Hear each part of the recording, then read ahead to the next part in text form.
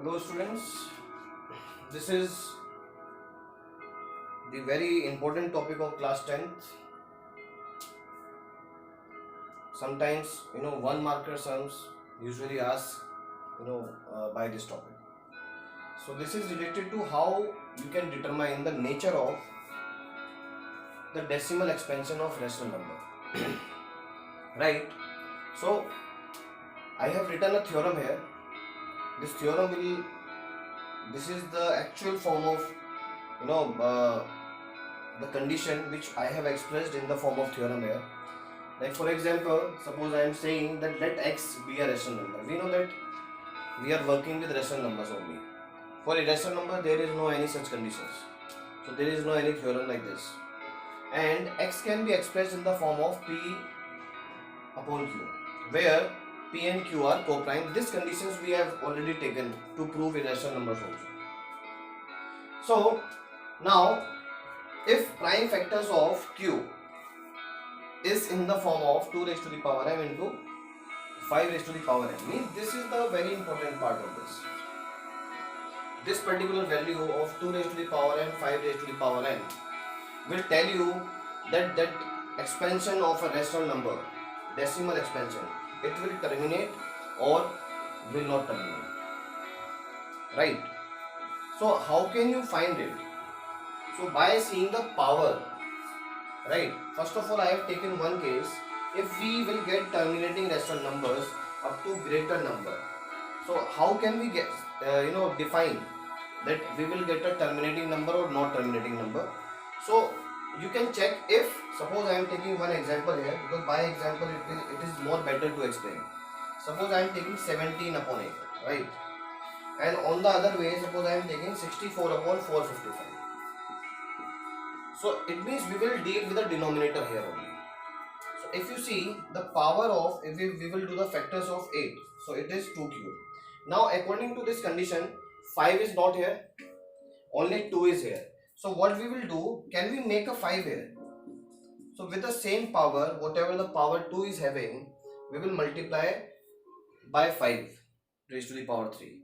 Now it means some result will be here, right? And this will be your 8 into, sorry, if suppose, okay, I will do in a different way so that you can understand it clearly. Now you can see it will 10 raised to the power 3, 2 into 5.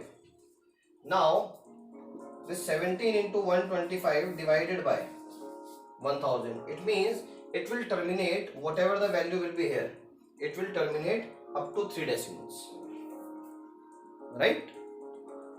So what is the result here? If 17 into 125 we are doing, then you will get here, means suppose I am doing here also.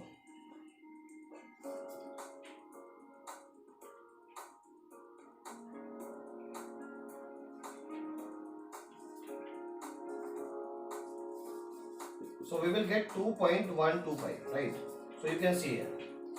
So it means this power of 2 and 5 will tell you where we will get the terminating rational number up to greater number in m and n. Which one will be greater? If suppose here to both are equal, we are keeping here both are equal. So it means if only 2 and 5 should be there. This is the condition for those type of prime factors of denominator where we are getting 2 and 5 only as a prime factor. Right. If suppose we will do the factors of 455, so you will get here 3, sorry, we will divide it by 5. Now 7. Now you can see no 2 is here, so 2 to we can add from our side also.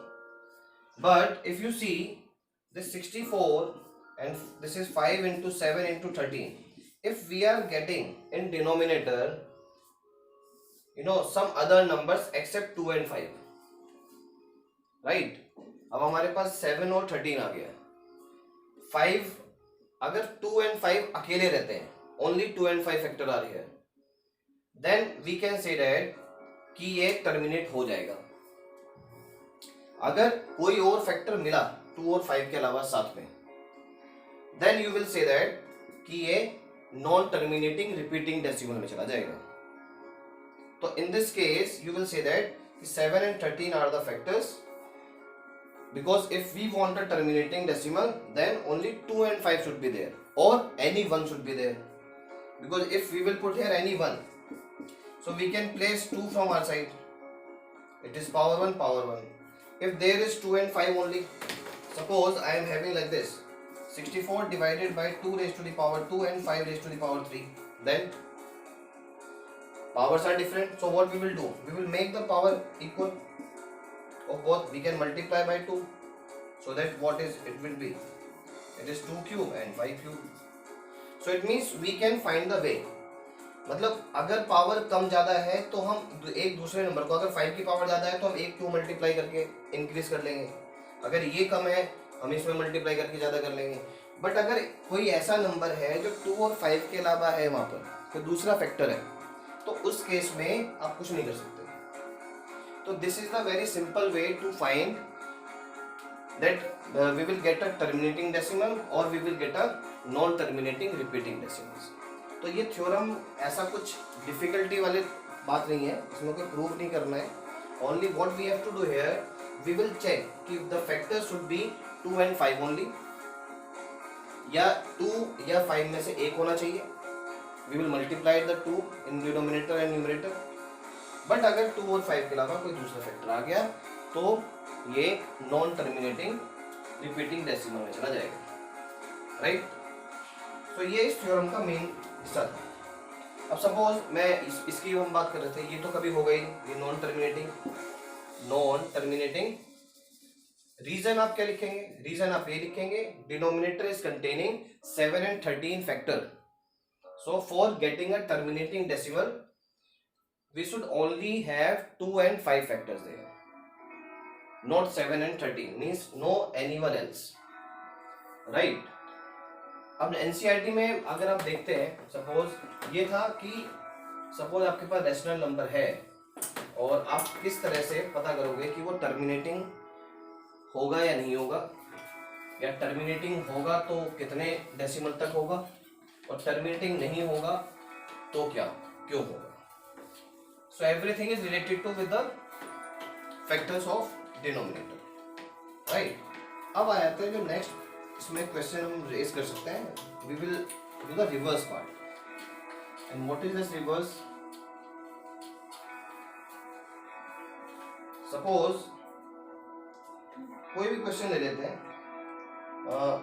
15/1600 ले लो आप. ये NCERT के exercise के sums ही है जो हम कर रहे हैं यहाँ पर, क्योंकि एनसीईआरटी बहुत छोटी एक्सरसाइज है इसमें, तो हम उनके सम्स के थ्रू ही समझ जाएंगे और हमारी एक्सरसाइज भी हो जाएगी और साथ में ही सम्स भी हो जाएंगे.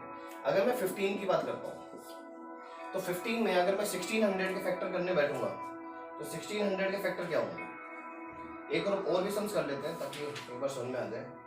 16 के जो फैक्टर बैठेंगे वो, सपोज मैं इसको पहले सिंप्लीफाई कर दूँ, ज़्यादा बेटर है. तो 3 से कैंसिल हो ही रहा है.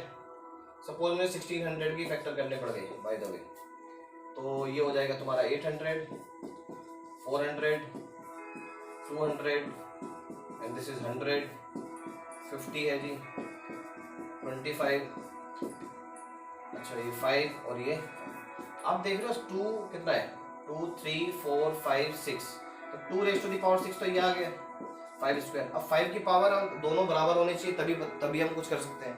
तो क्या करें,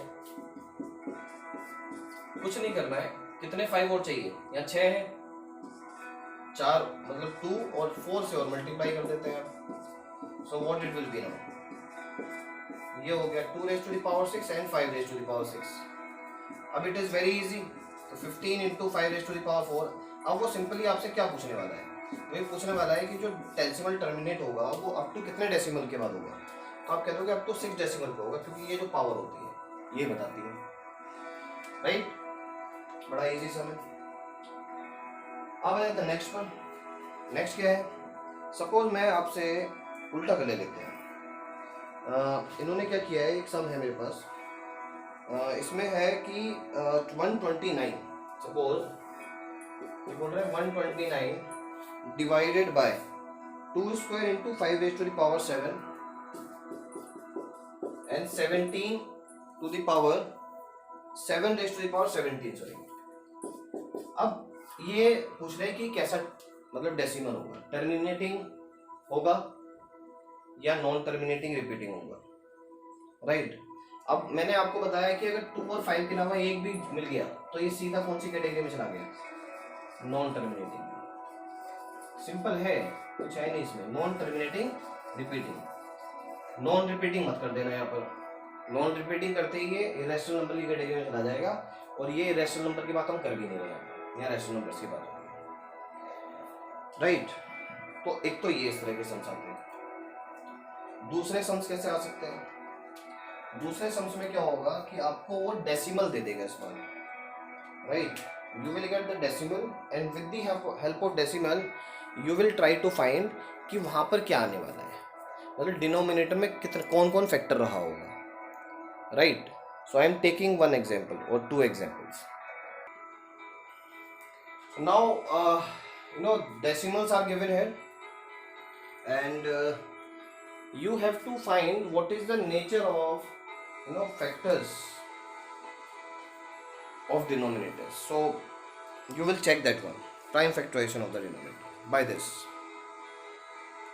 तो देखिए जरा, मैंने यहाँ पर दिखाया हुआ है, ये एनसीईआरटी का क्वेश्चन है, ये सीबीएसई 2010 में आया है।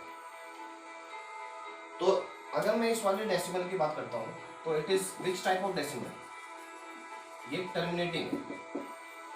If it is a terminating decimal then I have to check कि how many numbers after decimal. So 3, 6 to 8 means this decimal has shifted up to 8 decimals, right? So it means जो factors रहा होगा, factor में 2 और 5 में power 8 रही होगी, right? So we will say that this particular decimal is containing the prime factors of rational number, prime factors of denominator in the form of 2 and 5 with power 8. इसका मतलब यही होगा, राइट। अब इस पे आता है, ये कैसा डेसिमल है, नॉन टर्मिनेटिंग है, राइट, और एंड रिपीटिंग भी तो है।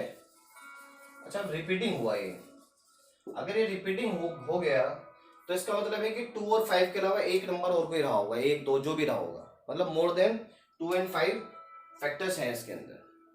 तो जहां पर है it means there are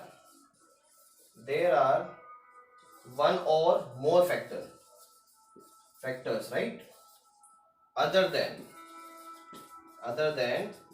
2 and 5 in the prime factorization of denominator। सिर्फ आपको ये लिखना है, नेचर पता कर रहे हैं कि किस तरह का प्राइम फैक्टर रहा होगा। इस केस में भी बिल्कुल सेम यही है, अगर आप देखते हैं तो ये भी कैसा नॉन टर्मिनेटिंग है और रिपीटिंग भी है, बार लगा हुआ है। तो इट मीन्स क्या रहा होगा, एक फैक्टर एक या दो, एक से ज़्यादा फैक्टर रहे होंगे, मतलब दो तो ये है ही फिक्स, 2 and 5 वो तो आएगा ही आएगा, बट 2 and 5 के अलावा और भी फैक्टर्स होंगे जिसकी वजह से ये रिपीटिंग में कन्वर्ट हुआ। अच्छा, अब आया था इस पर, अगर आप इसको देखते हैं तो थोड़ा दिमाग लगाना पड़ेगा इसमें कि ये एक्चुअली में क्या चीज़ प्रेजेंट कर रहा है, what this decimal is trying to represent. If you see, this is 1 2 0 1 2 0 0 1 2 0 0 0, it means it is non-terminating, right, but non-repeating। और जहां पर भी ऐसा कुछ केस आए तो what is the name of this decimal, irrational number की कैटेगरी में चला गया ये।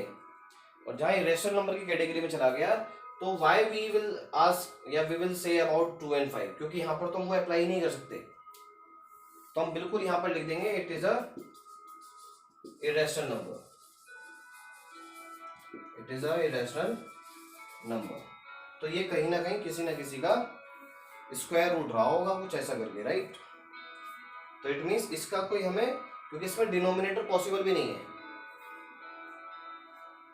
क्योंकि रिपीटिंग नहीं है, तो means we can not convert into a rational number. If we can not convert into a rational number it means we can not find the factor of denominator. बड़ा सिंपल सी बात, राइट। तो NCERT के generally we have done all sums,